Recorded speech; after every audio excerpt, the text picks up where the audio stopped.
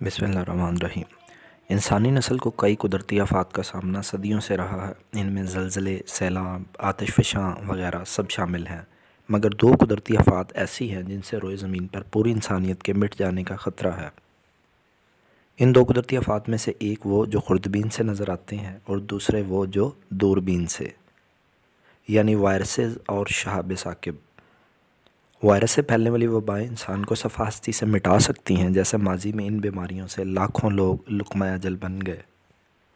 पिछले बरसों में आने वाली कोरोना वबा जिनसे लाखों लोग ज़िंदगी की बाजी हार गए, मगर साइंस की बदौलत इसकी वैक्सीन भी तैयार कर ली गई और इस वबा पर काबू भी पा लिया गया, जिससे ज़िंदगी दोबारा मामूल पर आ रही है। दूसरी आफ़त है शहाब साकिब।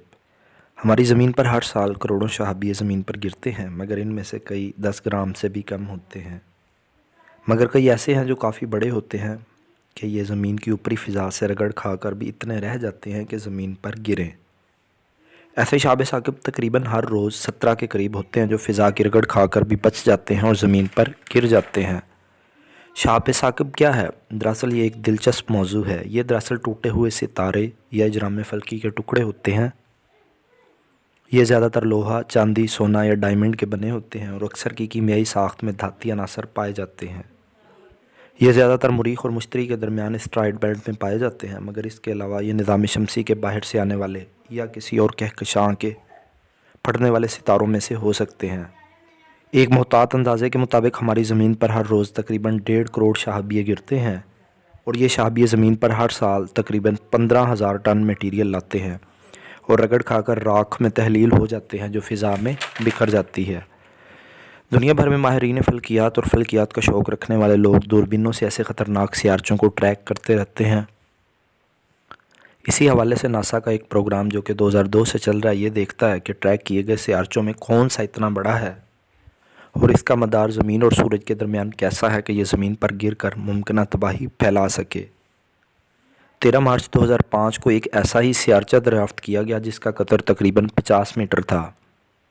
सूरज के गिर्द इसका मदार तकरीबन 2.6 साल का है। 2005 की दरियाफ़्त के बाद इसे दोबारा नहीं देखा जा सका और ना ही मुकम्मल यकीन से ये कहा जा सकता है कि ये इस वक्त ज़मीन से कितना दूर है। कंप्यूटर मॉडल्स के ज़रिए देखा गया है कि ये 11 मार्च 2023 को ये सियारचा ज़मीन से 400 मिलियन किलोमीटर दूर से गुज़रेगा, मगर चूँकि साइंसदान इसके बारे में मुकम्मल यकीन नहीं रखते, लिहाजा इस बात का भी इम्कान है कि ये ज़मीन से टकरा जाए। कितना इम्कान है? तकरीबन 5 लाख में से 1 का। ये मालूमात दरअसल इसलिए बताई जा रही हैं कि मुस्तक़बिल में इंसानियत को किसी बड़े सियारचे के ज़मीन पर भी गिरने से ख़तरा है। इसलिए नासा का डार्ट मिशन एक सियारचे के चाँद को तजर्बाती तौर पर टकराया है ताकि इसके मदार में तब्दीली लाई जा सके और ये मिशन कामयाब रहा है। लिहाजा ये उम्मीद रखी जा सकती है कि मुस्तक़बिल में ऐसी किसी तबाही से ज़मीन को टेक्नोलॉजी के ज़रिए महफूज रखा जा सकता है।